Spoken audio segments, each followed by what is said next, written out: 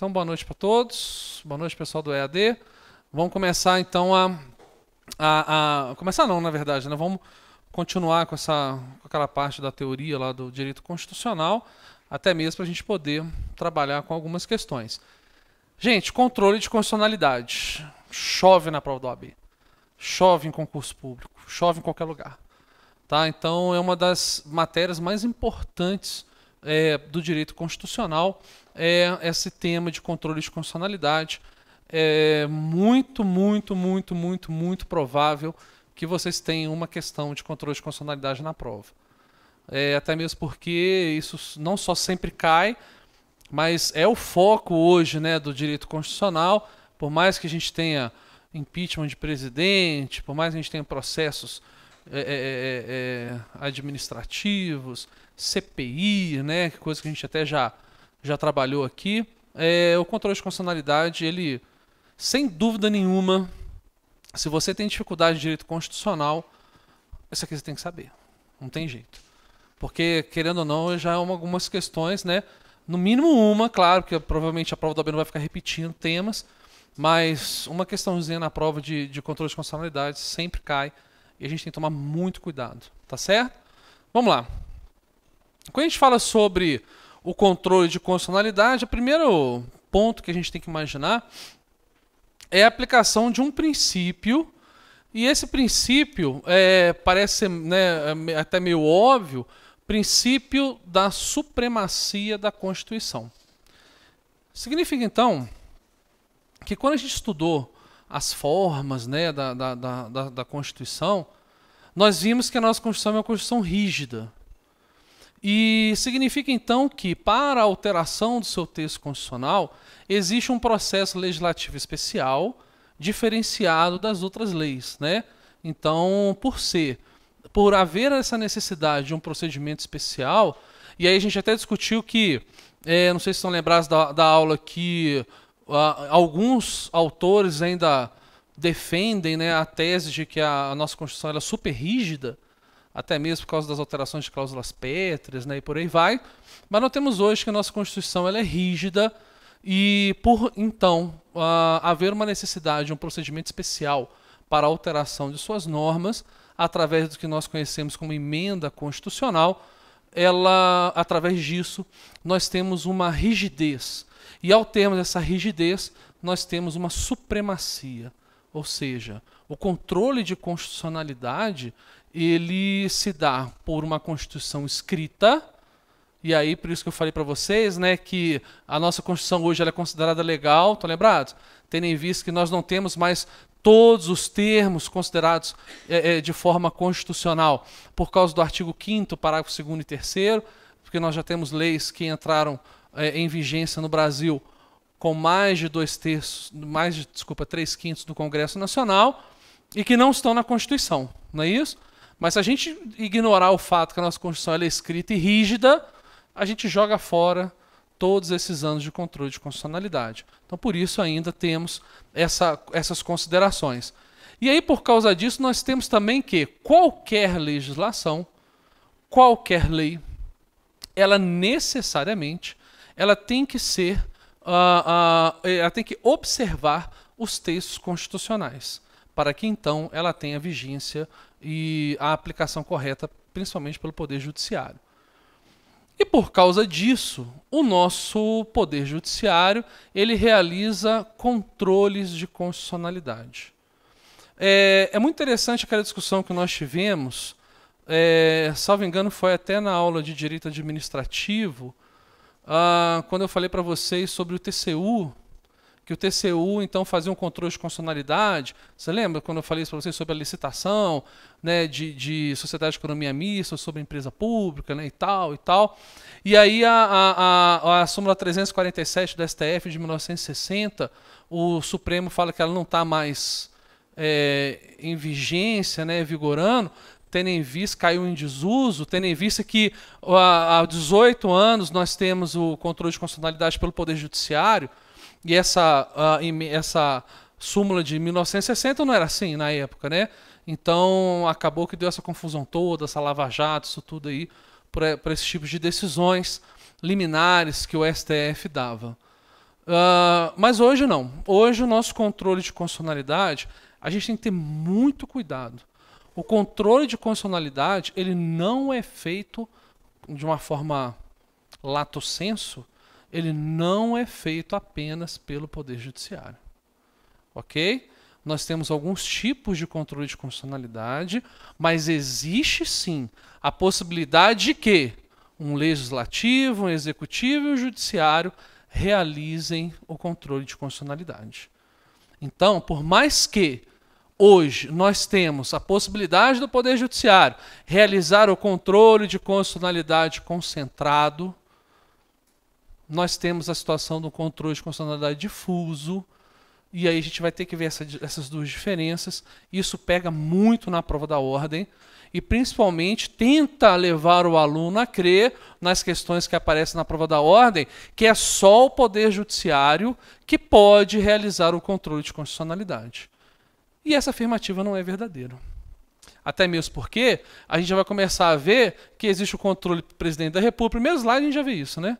Nós temos o presidente da República, nós temos o CCJ, nós temos o Poder Judiciário como controle preventivo. Depois nós vamos ver o controle repressivo. Aí o controle repressivo também pode ser pelo Legislativo, também pode ser pelo Executivo, também pode ser pelo Judiciário. Aí no Judiciário a gente vai abrir para o controle que a gente chama de difuso e controle concentrado. Então, antes mesmo da gente começar a trabalhar, né, com esses slides e tudo mais, que são tópicos, né, igual eu sempre falo para vocês, para mim, slide é para orientar o professor, e eu sempre tento ao máximo dar essa orientação para os nossos professores. Não usem, né, os slides como forma de texto o aluno lê em casa, né? Então isso aqui é para acompanhar. A Carol normalmente me xinga porque, não sei se vocês perceberam que os slides lá do ADM tem lá o Alloy Cursos, né? A Carol que ela enfeita para mim, tá certo? Porque o máximo de slide que eu consigo chegar é assim. Ok? Sempre quando eu tento mudar, eu tentei mudar no último quadro, vocês vão ver. Botei azul, não sei o que, ficou uma merda. Mas eu não consegui depois voltar. Então ficou, tá certo? Mas vai dar para ler. Vocês vão ver que a gente vai conseguir fazer a leitura. Mas antes mesmo da gente fazer esse sistema todo, é muito importante então que a gente saiba o seguinte: o que nós vamos estudar sobre o controle de constitucionalidade? Primeira observação é sobre o princípio. Eu vou bem devagar aqui, vou bem tranquilo, porque eu tenho certeza que a gente vai encarar algum entendimento sobre isso aqui na prova da ordem, porque é uma coisa que sempre cai, tá certo? Ou seja, de agora até o nosso intervalo, no mínimo, um ponto a gente garantiu. Quase que certo. Tanto é que no aulão, eu normalmente concentro muito aqui. A gente dou um aulão, aquele aulão de 1 hora, né, aquele sábado, né, nossa carteira na mão. Eu concentro muita aula nesse controle de constitucionalidade, porque realmente assim, é fatal. Tá certo? Então vamos com muito cuidado, com muito carinho aqui. Então, primeiro, nós temos o princípio da supremacia da Constituição. Lembrando que nós podemos fazer o controle tendo em vista tratar de uma Constituição escrita e uma Constituição rígida. Considerada rígida, porque para que haja alteração dos seus artigos, é necessário um não controle. Porque o controle a gente vai fazer, com certeza. Mas é necessário um processo legislativo especial. Né? Não é como se muda uma lei ordinária, por exemplo. Então nós temos um processo legislativo especial, que é então quando nós temos as emendas constitucionais, ok? Até aí, tá tranquilos? Gente, isso tem que ficar bem fixado na cabeça de vocês. Tranquilos? Sim? Aí o que a gente tem que pensar? Como que a gente vai fazer os controles? Na hora que a gente pensa então sobre um controle de constitucionalidade, nós vamos fazer o preventivo, nós vamos fazer o repressivo. Tanto o preventivo quanto o repressivo podem ser realizados pelo Poder Executivo. Nós vamos ver que o CCJ ele é considerado um órgão da administração. Pode ser feito pelo Poder Judiciário. A mesma coisa vai acontecer com o repressivo. O controle repressivo ele pode ser feito pelo poder executivo, ele pode ser feito pelo poder legislativo, mas também pode ser feito pelo poder judiciário. E dentro desse poder judiciário, nós vamos ver os controles, chamados de difuso e o concentrado. Então tomem muito cuidado com os textos das questões que vão ser apresentadas para vocês. Se nós tivermos que falar que o controle concentrado de constitucionalidade é realizado pelo Poder Judiciário e ponto final e apenas, certinho. Então a primeira coisa que a gente tem que montar na nossa cabeça, e isso aqui, gente, nós vamos começar, né, e depende até mesmo de técnicas de estudo, nós vamos começar a entender que isso aqui a gente vai começar a trabalhar com uma coisa chamada mapa mental. É fundamental que a gente sempre, nas questões, principalmente nas matérias que a gente tem dificuldade, aquelas matérias que a gente não estuda por prazer, porque, né, alguma coisa vocês têm que estudar por prazer, não tem jeito, né? Alguma coisa você tem que gostar, né? Porque senão realmente você está na profissão errada. É importante que, principalmente nessa que a gente tem dificuldade, a gente comece a criar um mapa mental sobre isso. Ok? E o mapa mental começa exatamente assim. A gente tem uma bolinha de controle que liga para o preventivo, que liga para o repressivo. O repressivo ele liga para o poder executivo, o poder legislativo e o poder judiciário. E o poder judiciário nós vamos trabalhar com o difuso e com o controle concentrado. Perfeito? Então esse esqueminha meio feinho que eu deixei aqui no quadro, ele é fundamental para as questões de prova. Fundamental. Isso, nós vamos trabalhar com controle difuso concentrado no poder judiciário. Ok? E é interessante, gente, porque se eu desse um conceito para vocês disso aqui, e começasse a ditar para vocês, vocês vão perceber que isso aqui, nós vamos trabalhar, se vocês copiarem exatamente as palavras que eu estou falando para vocês, vocês vão gastar umas 5 páginas de caderno para entender isso aqui. Essa é a diferença de você fazer um texto e fazer um mapa mental. Ok? Então, quando a gente já começa a ter dificuldade em algumas matérias, é fundamental que a gente já faça um mapa mental, coloque isso aqui, cole isso aqui no banheiro, cole isso no quarto, no armário do seu quarto e olhe isso aqui. Ok? Porque nós temos várias questões que nos falam que o controle de constitucionalidade só pode ser feito pelo Poder Judiciário. E essa afirmativa não está correta. Tranquilos? Sim? Então, maravilha. Pensando, então, no princípio da supremacia da Constituição, que todas as leis, então, estão abaixo da Constituição, nós vimos isso até mesmo na pirâmide de Kelsen, né, com relação no direito administrativo, e eu falei também um pouquinho aqui sobre o direito constitucional. Vamos começar com o controle preventivo. Bem simples, bem rápido, bem fácil. Como é que se dá o controle preventivo de constitucionalidade pelo presidente da República? Através de um veto jurídico. Toda vez que o presidente da República realiza, então, um ato de veto para a legislação que ainda não entrou em vigor, percebo que é um controle preventivo. Se é controle preventivo, nós nunca podemos falar que aquela legislação está vigente. É antes dela entrar em vigor. Antes mesmo dela ser publicada, saúde. E saúde todas as vezes que você for espirrar, que aí você já pode espirrar à vontade, sem me preocupar em falar saúde, né? Então, espirre à vontade. Ou pode ser gripe também, mas é legal que se o pessoal aqui começar a espirrar, a gente vai saber, né? Mas aí você mira em homem, tá? Não mira nas meninas, não. Porque se for espirrar... Não, o Lucas, não é você não. Mira nos homens, passa gripe para eles. Tá? As meninas não podem ficar gripadas, não, tá? Mas vamos lá. Que homem que se dane, né, gente? Vamos ser sinceros, se dane. Né?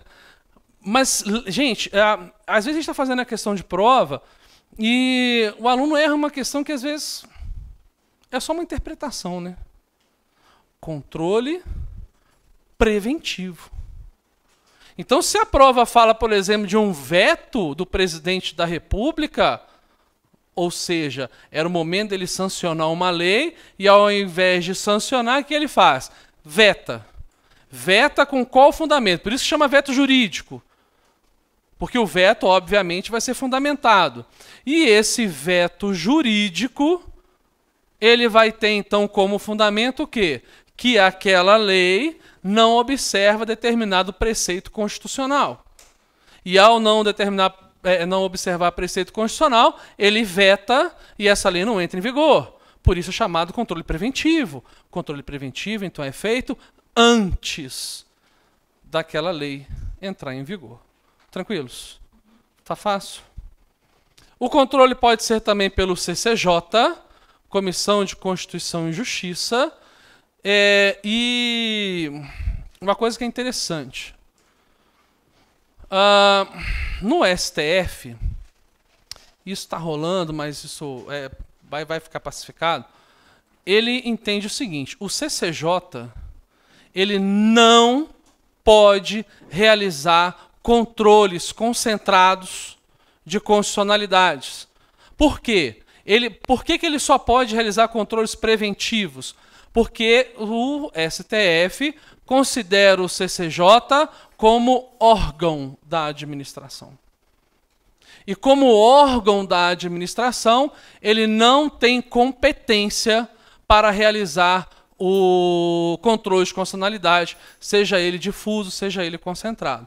Perfeito? O CCJ, por ser órgão, só tem a competência, por determinação do STF, de realizar o controle preventivo.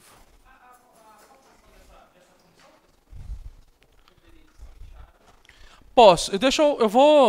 Posso sim, sem dúvida. Deixa eu só falar sobre o controle, porque eu demoro um pouquinho. Terminando o controle, eu falo para você a formação da CCJ. Uai. Então, vamos lá, tenta voltar ou assistir online. Viu? É ruim quando acontece essas coisas, mas vamos lá. Tranquilos? E o Poder Judiciário? Como que o Poder Judiciário realiza um controle preventivo? É através das ações de mandado de segurança que visa... É claro que o Poder Judiciário ele não vai impetrar um mandado de segurança, né? Ele vai ser provocado. Lembre-se do princípio da inércia do Poder Judiciário. Mas é através de mandado de segurança que visa trancar projetos de emendas constitucionais. Ok? Então, caso haja um projeto de emenda constitucional que fere algum texto da nossa Constituição, é através de um mandado de segurança. E, gente, tome muito cuidado com as coisas que eu estou falando, porque a prova pode perguntar várias coisas. Ela pode perguntar se o Poder Judiciário pode fazer o controle preventivo, mas ele pode perguntar através de que ação que se faz o controle preventivo no Poder Judiciário. E a ação chama-se... O mandado de segurança preventivo tem outro foco, até que não seria o caso, não. É realmente o mandado de segurança, mas qual que é o pedido do mandado de segurança? Ele visa o quê? Trancar, porque a lei ainda não entrou em vigor. Então ele visa trancar projeto de emenda constitucional que tramita. Tranquilos? Sim? Sim, ela pode vir dessa forma para confundir, porque não necessariamente a pergunta é o tópico do slide. Às vezes a pergunta é a explicação, e aí você tem que responder de forma contrária. Né? Por isso que é muito importante, por isso que eu estou bem devagar com vocês, porque eu não tenho dúvida, certeza, que isso aqui cai na prova. Sim, um mandado de segurança preventivo é outro. Mas na verdade nós estamos falando de um controle preventivo, e ele vai se chamar controle preventivo por quê? Porque essa legislação, ou até mesmo uma emenda constitucional, ela ainda não está vigorando. Né? Você vai então trancar o andamento dela.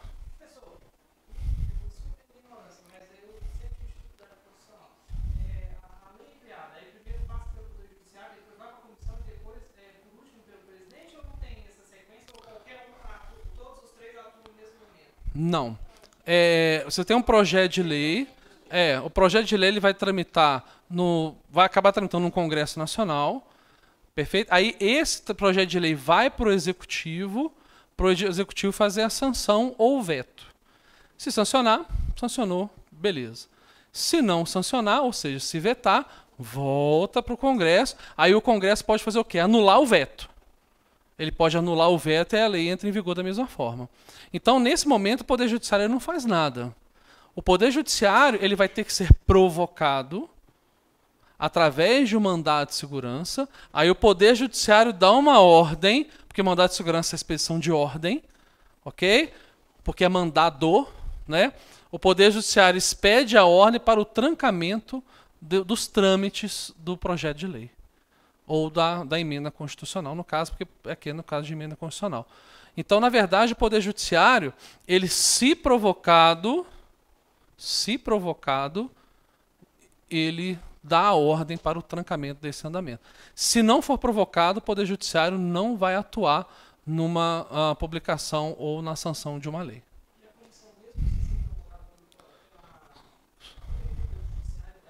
Isso, a comissão, mesmo se não for provocada pelo judiciário, sem dúvida. Por quê? Porque como a comissão, como o CCJ, né, ele é considerado órgão, vai passar por ele. Porque uma das competências é o quê? Comissão de Constituição e Justiça. Então passa sempre por um parecer dessa comissão. Qualquer tipo de emenda constitucional e tal vai passar pelo parecer dessa comissão, desse CCJ, e é nesse momento que ele pode, então, fazer o controle preventivo. Fala, não, essa lei ela é inconstitucional. Essa emenda constitucional ela não pode ter eficácia. Ok? Por isso que o STF fala que, por ser órgão da administração, ou seja, ele tem uma competência para opinar, né, através de seus pareceres, ele consegue fazer o controle preventivo. Mas ele não consegue fazer o controle difuso ou concentrado por ser considerado órgão. Pegou? Mas no projeto de lei, você não tem um poder judiciário opinando, salvo ser provocado. Pegou? Mesmo? Maravilha. Tranquilos? Então, qual que é a ação? Então, vamos lá. O Poder Judiciário ele faz sozinho, gente? Não. Ele tem que ser provocado. Princípio da inércia do Poder Judiciário no nosso atual artigo 2º do CPC. Ok? Ele é inerte e precisa ser provocado. Agora, se provocado, é através de que ação? Mandado de segurança, Lei 12.016. Ok? Qual que é o objeto dessa ação? É declarar a inconstitucionalidade? Não. É trancar, perfeito, é trancar o trâmite aonde? No nosso legislativo para uma emenda constitucional. Qualquer pessoa. Isso. Tranquilos? Pegaram mesmo? Cuidado, porque daqui a pouco a gente vai fazer o Poder Judiciário realizando outros atos. Cuidado com a pergunta. Aonde que está a pergunta? Ou seja, o direito constitucional, às vezes, é mais um problema de interpretação. Entende? Às vezes você está, eu tenho dificuldade com esse negócio, você falou, né? Eu tenho dificuldade constitucional. O que muita gente faz na prova? Vou deixar por último. Só que daqui a 4 horas de prova, bicho, o que é lógico fica completamente desarrazoado na sua cabeça. Entende? Você não consegue raciocinar. É a mesma coisa quando bater 10h30 da noite, eu querer jogar uma questão punk em vocês para a gente resolver. O cérebro de vocês não vai funcionar, vai? Não vai funcionar. Então a gente vai, inclusive, fazer aquela metodologia de, né, no último dia do nosso de aula, é uma metodologia de prova. Como é que se faz a prova? Eu vou trazer uma prova para vocês e eu vou ensinar vocês como é que faz essa prova. Ok? Com a cabeça bem fresquinha, a gente vai jogar. Né, no último dia de aula. A aula é de metodologia de questões objetivas. Não percam, tá? É o dia que eu trago o gabarito. Teve uma aluna que ela veio, foi muito legal, ela é minha aluna de coach, e ela faz coach comigo nas quintas-feiras à tarde, de 3 às 4. Foi 4 horas você gravou, não foi, Lucas, mais ou menos? 3h30, então de 2 às 3. Aí ela veio e falou, e uma coisa que ela falou é interessante, porque ela é legal isso, né? Ela chegou e falou que tipo assim, ela quer fazer um depoimento, sabe? Agradecendo o curso, não sei o quê, não sei o quê, não sei o quê. E uma das coisas que ela falava assim, era assim, falou, pô, Aloy, eu vim aqui no aulão e o que você falou de processo civil, ética e direito civil, caiu na prova. Professor de constitucional, caiu na prova. Professor caiu na prova. Eu salvei por causa desse aulão. E o exemplo que você deu em sala de aula caiu na prova. Então, tipo, você sabia a prova. Né? Que é justamente essas questões. E na verdade não, como a gente está acostumado com a prova da hora, a gente sabe mais ou menos que ela cai, né? O que ela vai cobrar e tal. Então vai ficar parecendo que a gente sabe. Mas a gente não sabe. Ok? A gente não sabe. Tá? Perfeito? Mas não haja dúvida que a questão número 5 da prova tipo 2, a resposta é a letra B de bola. Isso é fato. Pode anotar e me cobrar. Tá gravando, inclusive. 5, tipo 2, letra B. Pode anotar. Depois da prova vocês me cobram. Tá certo? Aí fala assim, gente, eu falei. Não falei não. Né? Fala não, falei. Inclusive vai estar gravado. 5, tipo 2, letra B. Tá? Esse é o primeiro gabarito que eu estou dando para vocês.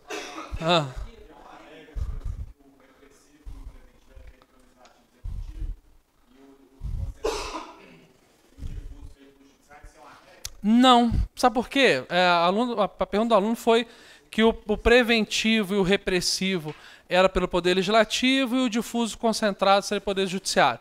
Não. Primeiro porque de cara o Poder Judiciário pode fazer o preventivo, né, através de mandado de segurança.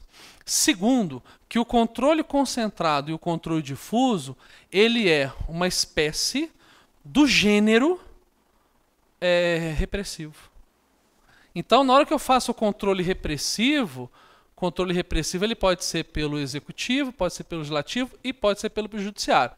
Dentro desse gênero, nós temos a espécie difuso e concentrado. Entende? Então, primeiro você não pode separar o controle de constitucionalidade difuso e concentrado do repressivo, porque são gêneros de espécie. E segundo, o preventivo ele pode ser realizado pelo Poder Judiciário também. Todos vocês vão ver que o Poder Judiciário ele é provocado. Você precisa da provocação do Poder Judiciário para realizar o ato. Todos. Mas não haja dúvida que se a prova da ordem falar para vocês que o preventivo não tem a inserção no Poder Judiciário, está erradíssimo. Tá muito errado. Ok? Muito errado mesmo. Tranquilos? Pegou? Por causa do mandado de segurança que visa trancar a emenda constitucional. Mas eu sei que eu já repeti isso várias vezes, mas é muito importante. O controle preventivo, a lei não está em vigor. Não deu vigência, seja a lei, seja a emenda constitucional. Tranquilos? Todos? Essa não é uma matéria fácil, mas eu vou tentar que vocês saiam daqui falando, sei tudo de controle de constitucionalidade. Ok? Tudo mesmo. E a ideia é que vocês realmente saiam daqui sabendo. Mas sabendo mesmo, não é, eu decorei e tal. Vamos lá.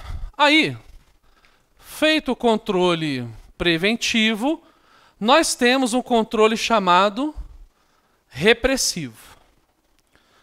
No slide aqui eu já coloquei o controle repressivo pelo Poder Judiciário, até mesmo porque é o que é objeto da prova de vocês.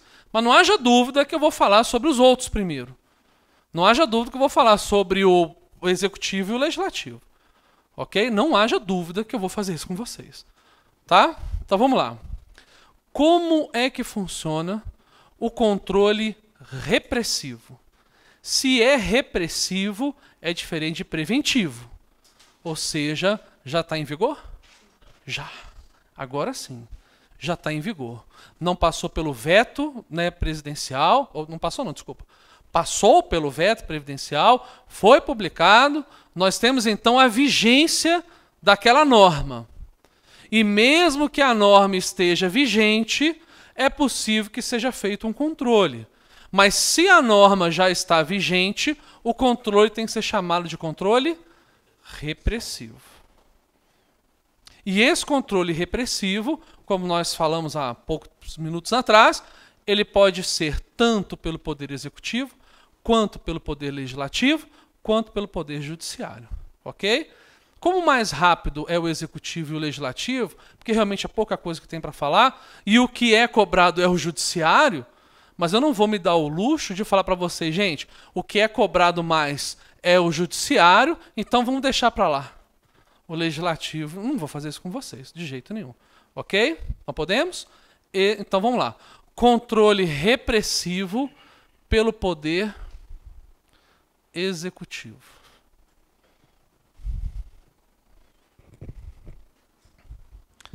Os chefes do poder executivo. Quem são os chefes do poder executivo? Prefeitos, governadores e presidente. Não é isso?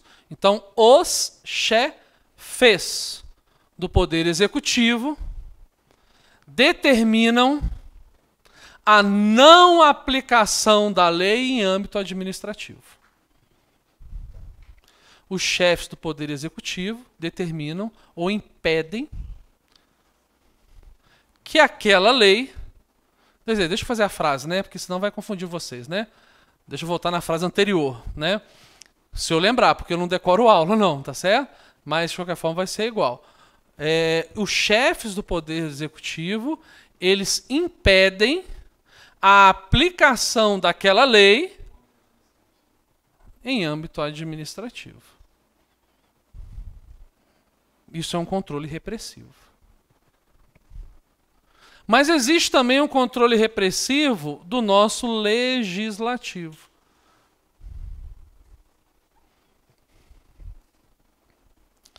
E como é que funciona? É através do Congresso Nacional. Estão lembrados que a gente estudou sobre o Congresso Nacional?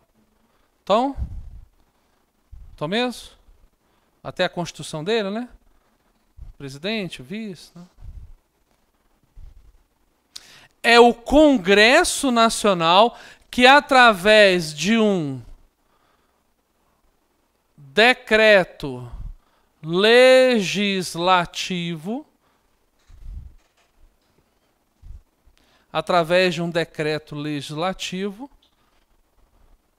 e a gente vai ter uma discussãozinha sobre isso, mas a regra, até hoje, ainda tem um plenário aí do STF para julgar isso, então não tem nenhuma alteração de orientação jurisprudencial do STF. Nós temos que o decreto legislativo suspende a eficácia da norma. Existe uma discussão aí, a gente vai ver daqui a pouco qual que é essa discussão.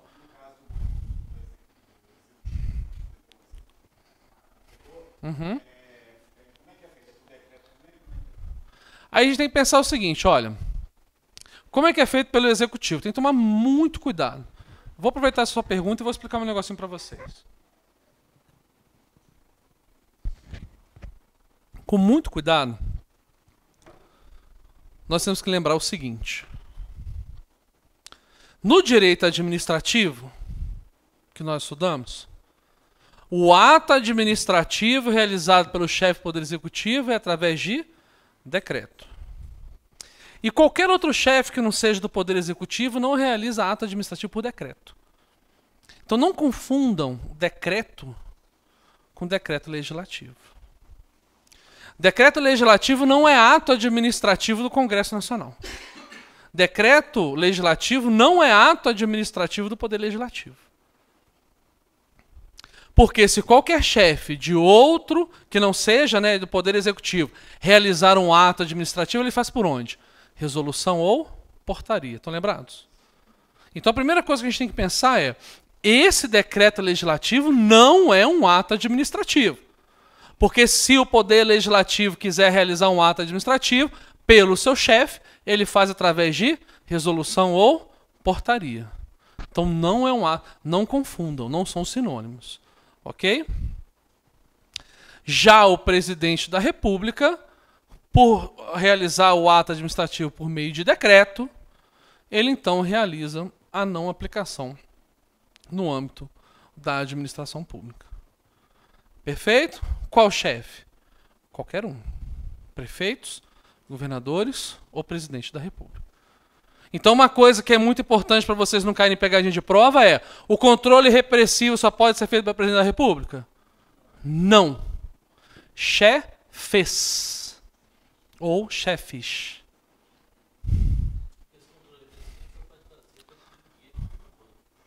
Sim, mas você fala do executivo? Não, o executivo, por exemplo, eu posso, no âmbito estadual, impedir a aplicação da norma na administração pública de uma lei ordinária.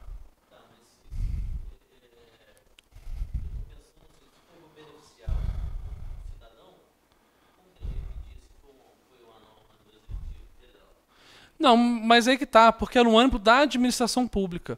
Então não tem como você beneficiar o cidadão. É na aplicação da norma na administração pública, nos atos da administração. Entende? Aí o que vai fazer o particular? Vai provocar o Poder Judiciário. Isso, ele entra com mandado de segurança e tal. E aí, como forma de resposta, nós vamos ver o município, no caso, né, ou o Estado, tal, ou seja, a pessoa jurídica, ela pode fazer um controle difuso. Nós vamos ver o porquê. Tá certo? Mas entenda, se um particular, como foi a pergunta que foi feita, o pessoal do ED, normalmente uma pergunta tem que ficar repetindo. Se um particular ele é beneficiado e a norma não é aplicada pela administração pública, ele pode entrar com mandado de segurança?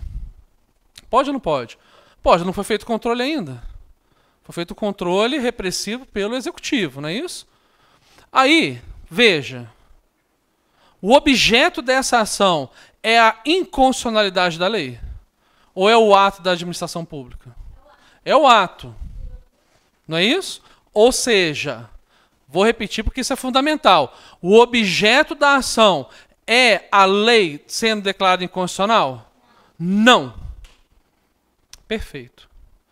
Sempre que o objeto da ação não for a declaração de inconstitucionalidade de alguma lei e for provocado ao Poder Judiciário, você vai pensar, a lei já está vigente? Já ou não? Sim. Se ela está vigente, é controle repressivo ou preventivo? Repressivo. Ponto. Só que, quem foi provocado por esse controle de constitucionalidade? Quem foi provocado? O Judiciário. Você vai lendo a questão e vai pensando nisso. O objeto da ação é a declaração de inconstitucionalidade? Não. Se a sua resposta for não, nós estamos diante do controle difuso. Se a sua resposta for sim, nós estamos diante do controle concentrado. Pegaram? Sim? Eu vou explicar como. Está tudo aqui para eu explicar para vocês.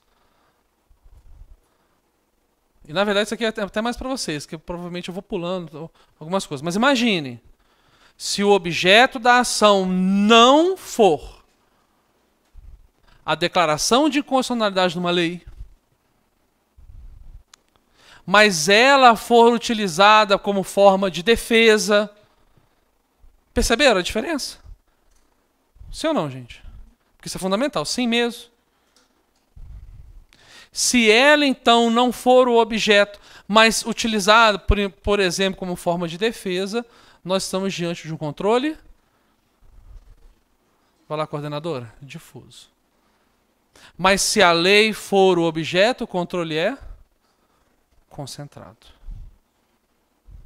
Pegaram? Mesmo. Mas a lei já está em vigor. Então só pode ser o controle? Existe controle preventivo difuso?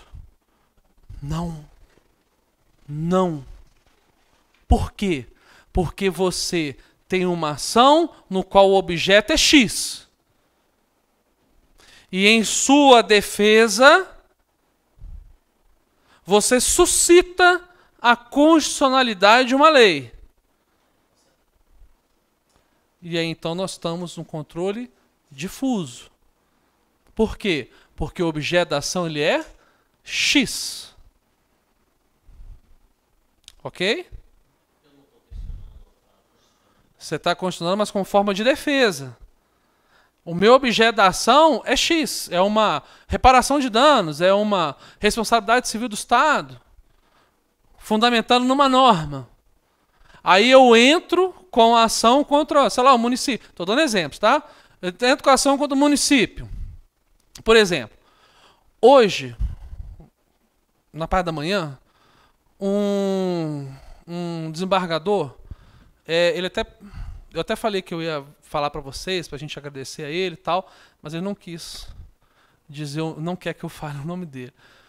Mas ele fez uma coisa muito legal, porque ele gosta muito daqui do curso e tal, a gente ajudou muito também o filho dele, ajuda muito a filha dele até hoje. E ele tá com um problema de saúde, e o médico falou que o problema de saúde dele é por causa dos livros que ele tem. E de um ambiente muito fechado e tal. Então ele tem uma biblioteca gigantesca. E ele quer dar essa biblioteca para o curso para os alunos poderem estudar nessa biblioteca. Então vai chegar uma biblioteca desse desembargador. E ele aproveitou e contratou para fazer 2 processos para ele. Um inventário, não é de nada demais, mas um que tem uma árvore que entra na casa dele. E ele quer que o município pode essa árvore. Só que é uma árvore que ela eu não acredito nisso não, mas é uma árvore que ela é vigiada até por satélite, pela qualidade da sua madeira e tal. Município de Belo Horizonte. E a ideia então é cortar a árvore que ultrapassa a linha dele. Você pegar o artigo 1283 do Código Civil, ele podia podar. Não precisa provocar poder judiciário para isso. Mas existe uma lei orgânica no município de Belo Horizonte que fala tal coisa. Ok. Então a gente vai entrar com a ação. Tá aí tudo bem. Digamos que esse texto dessa lei orgânica fosse inconstitucional. Ok? Esse texto. Aí o que você faz? Você entra com o mandato de segurança contra o município de Belo Horizonte.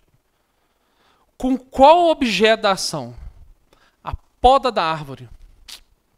Esse é o objeto. Fundamentando aonde? Fundamentando numa lei. Aí o que, por exemplo, o município pode fazer? E não entenda que o réu tem que ser um município, tá? O réu pode ser eu, o réu pode ser você. O réu pode ser o Lucas. Estou dando o município como exemplo, tá certo? O que o município pode fazer como réu? Ele vai suscitar como uma das formas de sua defesa que aquela lei que fundamenta o meu pedido é inconstitucional. Ou seja, o objeto da ação é a inconstitucionalidade dessa lei ou é a poda da árvore? Poda da árvore. Tranquilos? Quem quiser participar disso aí, vem na sexta-feira à tarde. Sexta-feira à tarde eu estou distribuindo essa ação. Tranquilos? É a poda da árvore. Mas se o réu suscitar que o meu fundamento é numa lei que pode ser considerada inconstitucional, ele vai fazer um controle difuso através do... Entenderam? Sim? Só que, na hora que isso acontece, na hora que, como forma de defesa, você suscita a inconstitucionalidade de uma lei, e é claro que o objeto de sua defesa não é só esse. Você não é maluco de fazer só isso como objeto de defesa. Você vai se defender, perfeito? Só que um dos pontos da sua estratégia de defesa é suscitar a inconstitucionalidade de uma lei. Processualmente, abre-se um incidente processual. Lembra do incidente processual do valor da causa, por exemplo? Você discutiu o valor da causa? Lembra? Impugnação, valor da causa. Estão lembrados disso ou não? Então, o autor, né, artigo 258, 259, 260 do Código de Processo Civil. O autor tem que dar um valor à causa, calculado nos termos do artigo CPC, e o réu, no momento de sua resposta, o que ele pode fazer? Ele pode fazer uma peça apartada da sua defesa, chamada o quê? Impugnação ao valor da causa. Coisa, né, que o novo CPC vai mudar. Aí, essa impugnação ao valor da causa abre o quê? Abre um incidente processual, que é esse incidente processual? Gera um novo número de processos com processos apensados. Entende? Isso, com processos apensados, perfeito? Ou seja, se você, e não precisa ser um município, se você é réu de uma ação, porque você é autor, não vai fazer isso, você não é maluco. Imagina você fundamentar um negócio e falar que ela é inconstitucional. Só se for mongoloide. Né? Você não é mongoloide, você não vai fazer isso. Então, se o réu, o réu ou até mesmo um terceiro, no caso de uma oposição, né? Aí você pode até tentar pensar alguma coisa, talvez o autor, mas pelos termos que o opositor trouxe, ou seja, se o réu, dentro de sua defesa, quiser suscitar a inconstitucionalidade, ou melhor, o controle repressivo de constitucionalidade, ele vai apresentar a contestação dele, e aí depois ele vai apresentar, porque vai se abrir-se-á um incidente processual, ele vai apresentar o pedido de declaração de inconstitucionalidade dessa lei. Tranquilos? Aí abre-se um incidente processual. Se abre-se um incidente processual, não haja dúvida que ele necessariamente será julgado antes do mérito. Óbvio, né?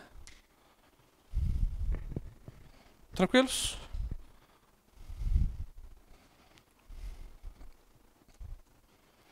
Só que esse controle, isso aqui é fantástico, gente. Esse controle de constitucionalidade repressivo, ele tem como regra que a decisão... Gente, isso é questão assim, tipo, questão número 38 da prova, tipo 4. Vai ser essa a pergunta. Que sempre cai também. Sempre cai em concurso de magistratura, pra você ter uma ideia. Porque a galera erra. E erra de bobeira. Quando eu estou fazendo um controle repressivo difuso, a decisão de inconstitucionalidade daquela lei, em regra, repercute apenas inter partes. Não repercute para terceiros. Para terceiros ela ainda é constitucional. Ela só vai repercutir, só vai trazer efeito inter partes. Só vira RH11 depois do Senado. Ai, meu Deus.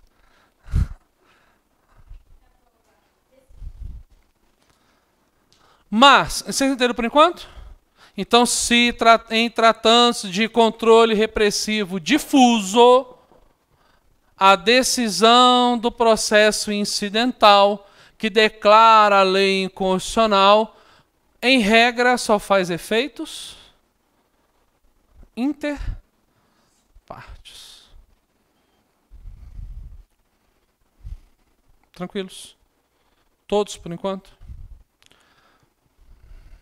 Aí vem o Senado Federal.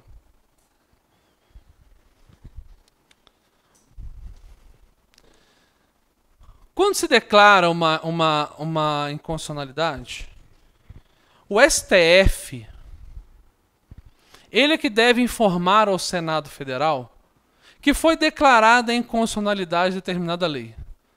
Seja pelo controle difuso, seja pelo controle concentrado.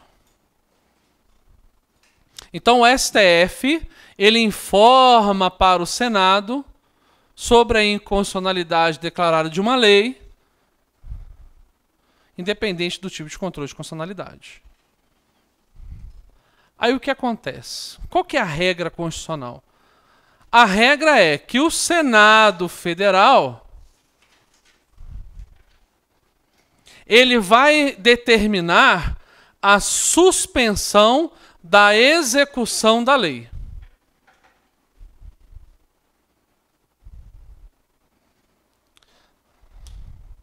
E, gente, cuidado, porque como no edital de vocês cai entendimentos jurisprudenciais, eu vou colocar da seguinte forma para vocês. Se não perguntar sobre entendimento jurisprudencial, porque por enquanto, vocês perceberam, a primeira etapa da OAB, ela fala muito de entendimento jurisprudencial no direito penal. De acordo com a doutrina majoritária, blá, blá, blá, blá, blá, blá. Normalmente está vindo isso no penal, por enquanto. Mas pode vir no direito constitucional. Aí a gente tem que imaginar o seguinte: se não falar sobre jurisprudência pacificada, se não falar sobre de acordo com a doutrina, com a jurisprudência majoritária, se não falar isso, você vai responder que o Senado Federal, ao receber a informação do STF, ele vai suspender a execução daquela lei e, a partir dessa suspensão, o efeito inter partes vira erga omnes. Ok? Então, sim, quase que óbvio. O controle difuso, bom, o controle concentrado não vai ser assim não, tá? Por isso que eu tô, gente, eu sei que eu estou repetindo, eu sei, mas é uma matéria que não é fácil para quem tem dificuldade no direito constitucional. Tá certo? Então a gente vai trabalhar bem tranquilo em cima disso aqui.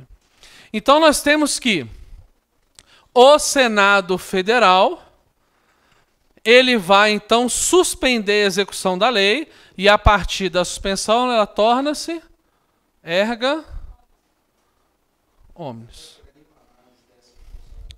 Não, o Senado não faz nenhuma análise dessa inconstitucionalidade, porque ela já foi declarada e o controle repressivo do Legislativo é através do Congresso, através de um decreto legislativo, que também faz a suspensão. Mas nesse caso já foi declarado pelo Poder Judiciário, ele só informa o STF. Desculpa, ele só informa o Senado. Ok? O STF informa o Senado e o Senado faz a execução. Tranquilos? Sim, ele é obrigado a fazer. Ok? Salvo engano, 97 da Constituição da República. Ok. Só que o STF tem mudado isso aí. O STF tem mudado esse entendimento. Então, se a questão da prova versar sobre como é que está a nossa jurisprudência majoritária, então se a prova falar sobre qual que é o entendimento majoritário, é que o STF vem entendendo que o Senado ele não tem a competência para suspender a execução de uma lei. O Senado simplesmente ele tem que informar que aquela lei foi considerada inconstitucional. Olha a diferença.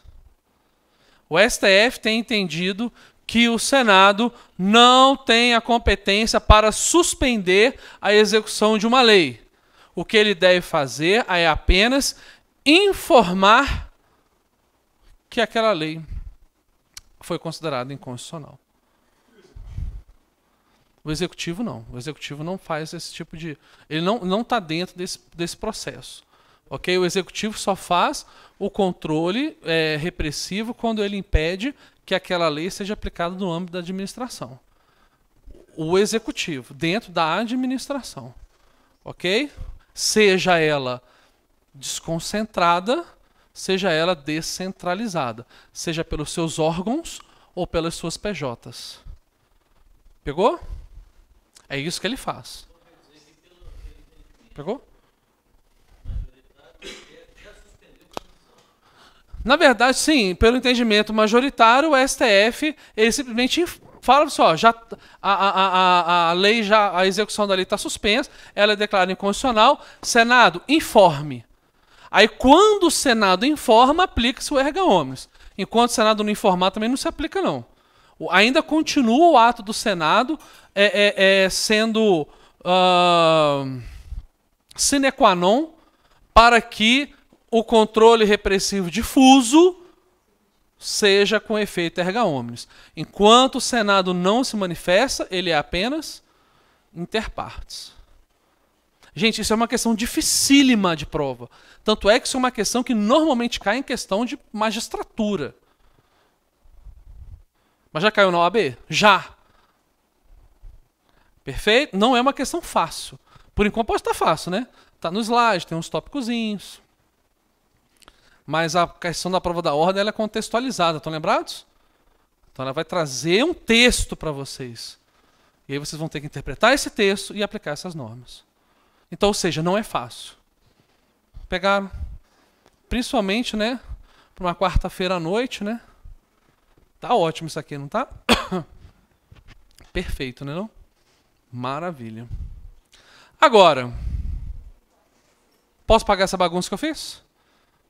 Pode ou não? Tranquilos? Ou seja, se a prova da ordem não falar sobre entendimento jurisprudencial majoritário, nós vamos falar o que o Senado faz. O Senado suspende a aplicação da norma. E a partir do momento que ele suspende a aplicação daquela lei, o efeito é erga omnes.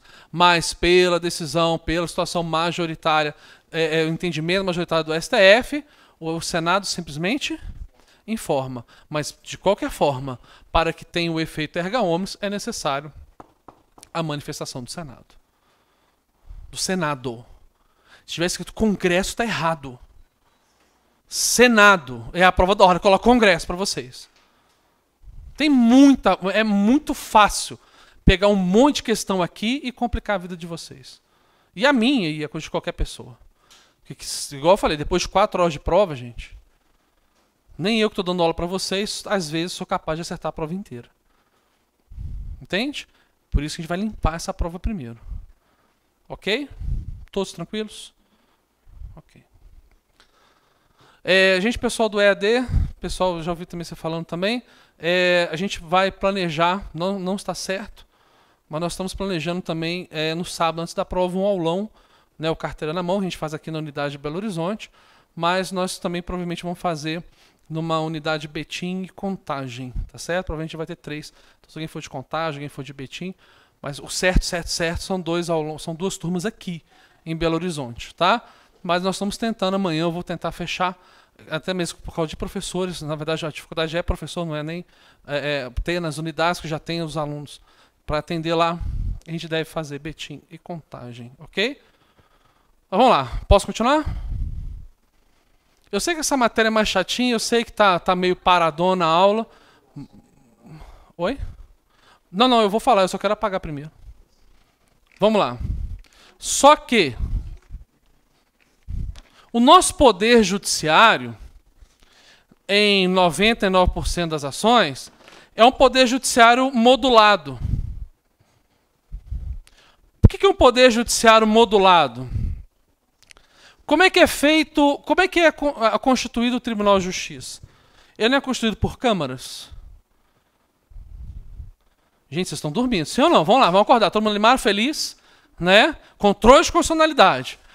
Vamos botar isso aí na sua cabeça. Tá certo? Ele tem uma modulação. Aí nós temos, por exemplo, câmaras, nós temos sessões, nós temos turmas. E nenhuma delas podem julgar uma declaração de inconstitucionalidade. Por quê? Porque existe uma chamada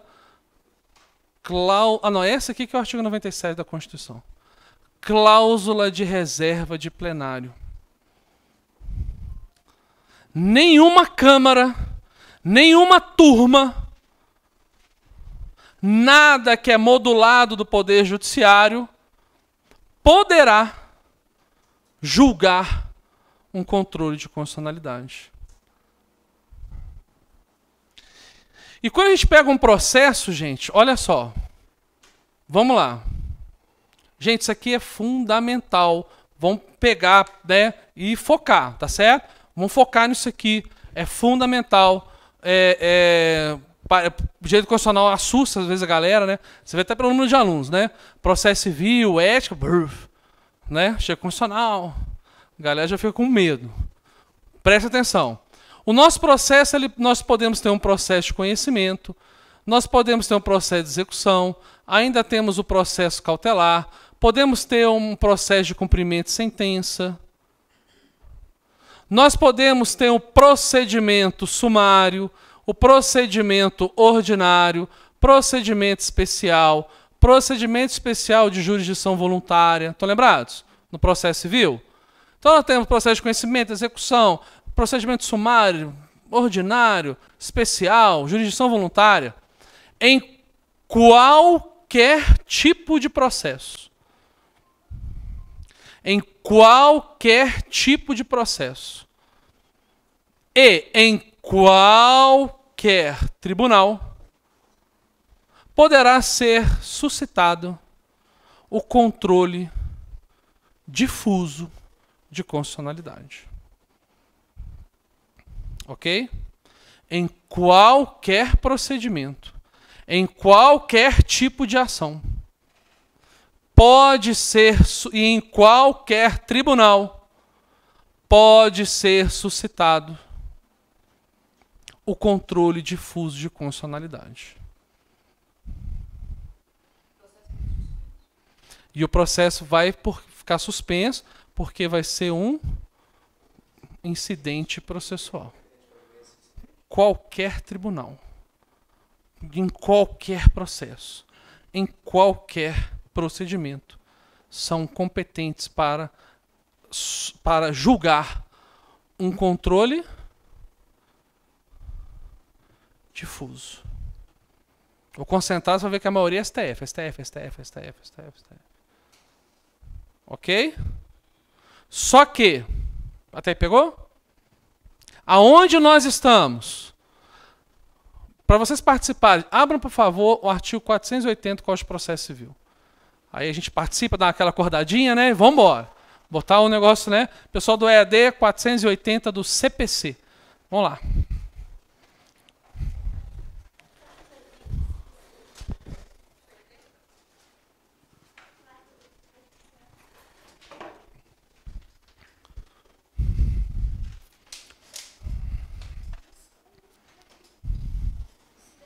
Ah, coordenadora, dá exemplo, dá exemplo.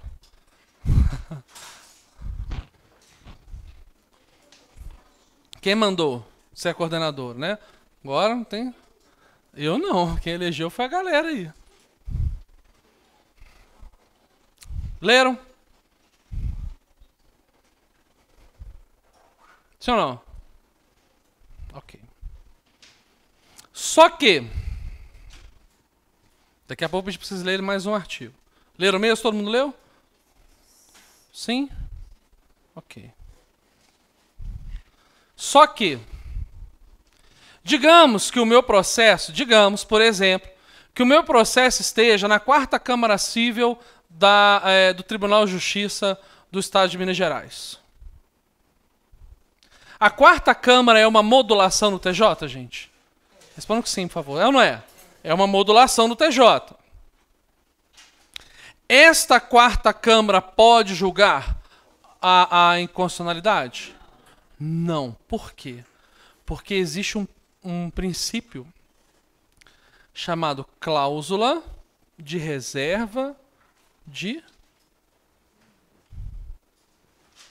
plenário. Só pode ser julgado em plenário. Eu posso suscitar em qualquer processo o controle difuso? Gente, o difuso. Posso ou não posso? Posso. O concentrado eu posso? Não, mas o difuso eu posso? Posso. Em qualquer processo, em qualquer até tempo, mas principalmente em qualquer tipo de procedimento. Posso citar? Posso. Abre-se um incidente processual. Julga-se antes do mérito. Mas, chega no 480 do Código de Processo Civil. Qual é a competência do 480 do Código de Processo Civil?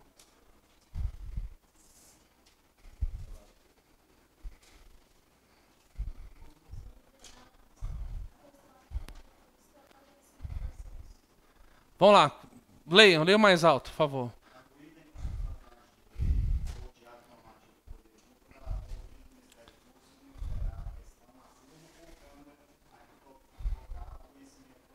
Ou seja, pode ser no Tribunal de Justiça? Responda que sim, por favor. Sim. Pode ser no STJ? Sim ou não? Sim. Pode ser no TRE? Pode ser no TRT? Pode ser no STF? Pode, mas vai ser dentro de um tribunal. Ou seja, eu faço controle difuso de constitucionalidade com o julgamento. O julgamento eu posso fazer por um juiz? 3 desembargadores? Pode? Não. Porque necessariamente tem que ser levado a um plenário. Ok? Quem vai julgar é o plenário. Mas antes da gente continuar, parágrafo único do 481 do CPC. Lê em voz alta, por favor, para quem não está com vadimeco. Pessoal do EAD, artigo 481. Não precisa ler o caput, não. Se quiser, dá uma lidinha agora. Mas o meu foco, e marquem ele.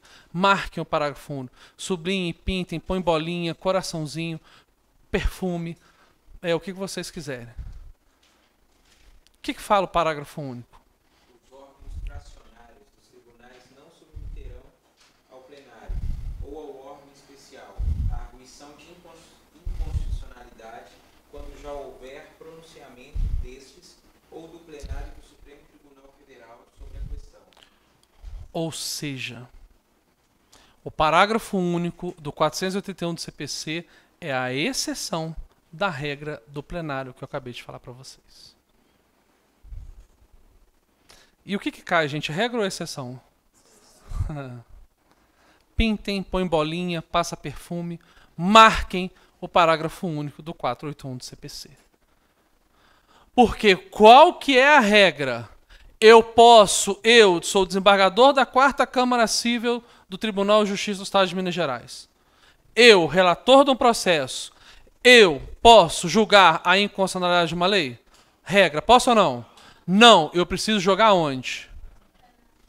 Mas, será que, não uma decisão monocrática, né?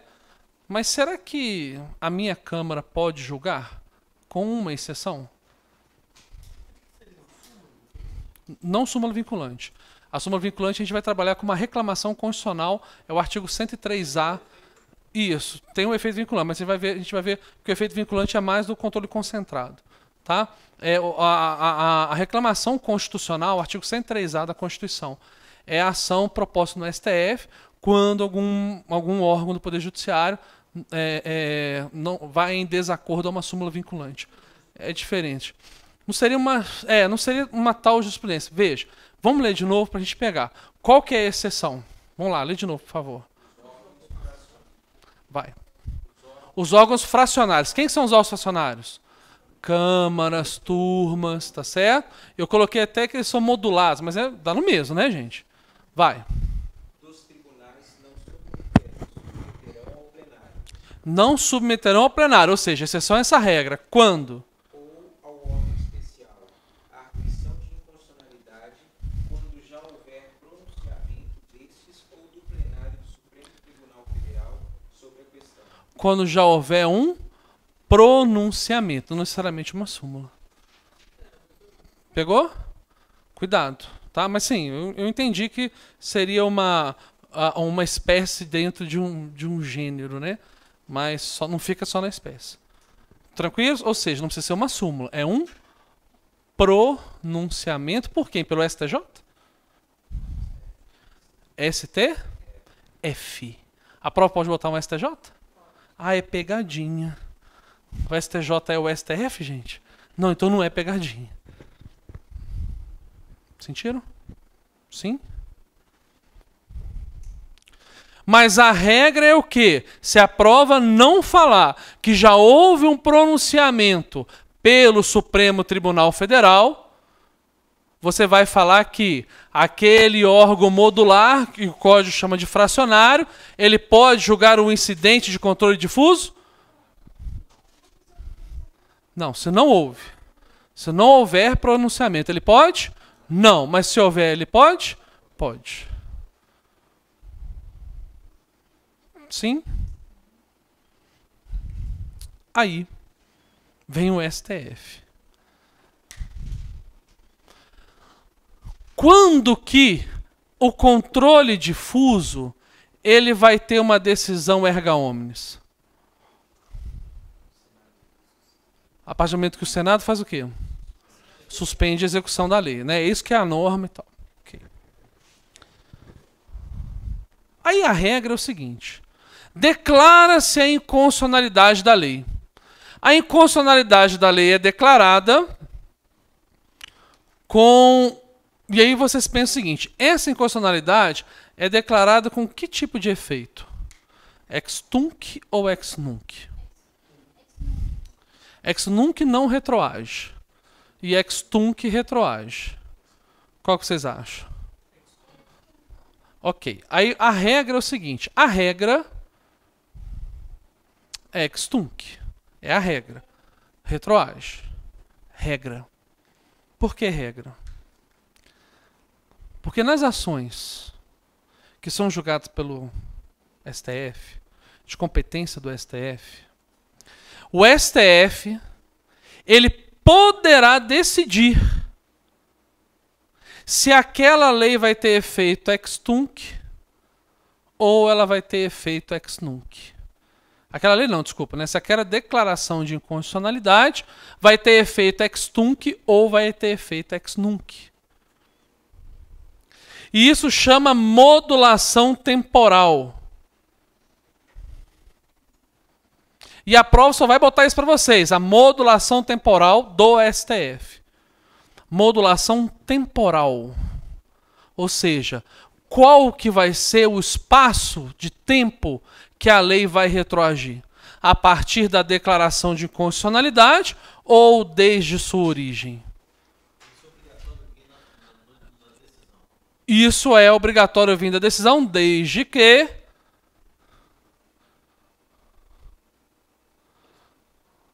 dois terços dos ministros da STF votem.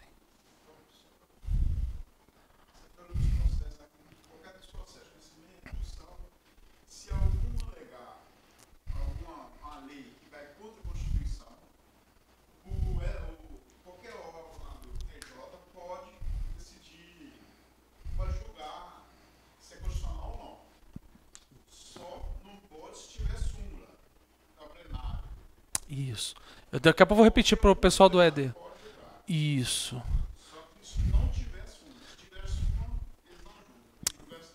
Sim e não. Vamos lá. Eu vou repetir sua pergunta, pessoal, e vou te responder.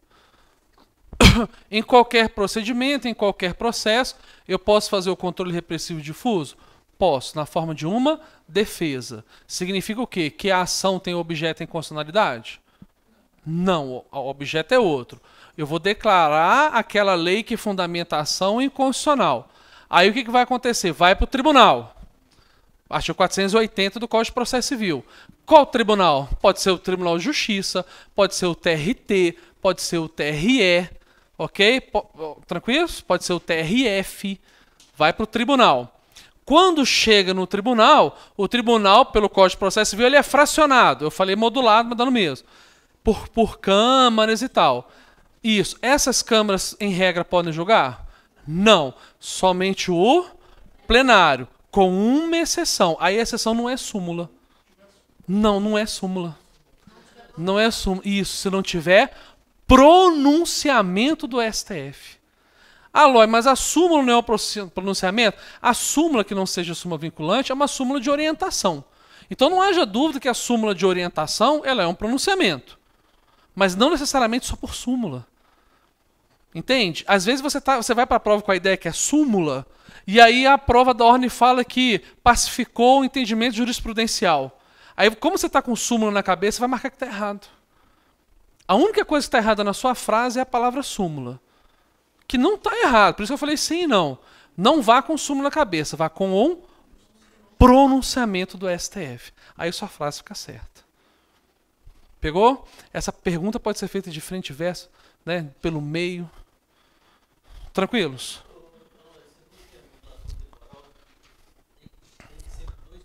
Isso, a modulação temporal, ela, para ser decidida, vai ser, por exemplo, com efeito ex nunc. Ou seja, só vai retroagir a partir do momento da declaração de inconstitucionalidade.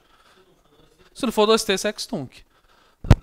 Porque a regra é ex tunc. A regra é que retroage. A regra, mas cuidado, a regra não é que tem um efeito vinculante, perceberam? Porque, em princípio, ela é inter partes.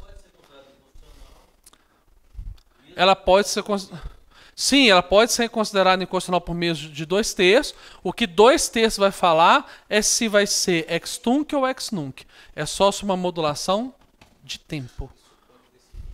Isso quando decidido em plenário. Isso, 2/3. Não, ele pode decidir ex tunc ou ex nunc. Ele vai julgar. Ah, vai ser ex tunc, vai ser ex nunc. Aí julga 2/3. Se 2/3 votarem para ser ex nunc, o efeito vai ser ex nunc. Mas que efeito, gente? É isso que a gente tem que tomar muito cuidado. Nós estamos estudando o quê? Controle repressivo o quê? Difuso. O controle concentrado não tem isso. Esse é o meu medo do direito constitucional para vocês. Por isso que eu estou devagar, Lói. Está devagar, eu sei. Mas o negócio está entrando na cabeça de vocês? Tá mesmo? De verdade, gente? Porque tem que entrar, gente. Não tem jeito. É um ponto no OAB. Se vocês nunca tiraram 39 na prova, deve conhecer alguém que já tirou. E às vezes é esse ponto, essa porcaria do controle de constitucionalidade que tirou seu ponto. Tá certo? Então a gente toma muito cuidado. No efeito concentrado, não tem nada a ver o que eu estou falando. Pegaram mesmo? Mesmo? Ok. Se o próximo slide for controle concentrado, eu vou dar um intervalo para vocês, para a gente limpar a cabeça e vir. Pode ser? Ainda mais que falta 5 minutos para o intervalo. Vamos lá. E é o concentrado. Então, depois do intervalo, daqui a 20 minutinhos eu volto e trabalho com vocês isso. Tranquilos?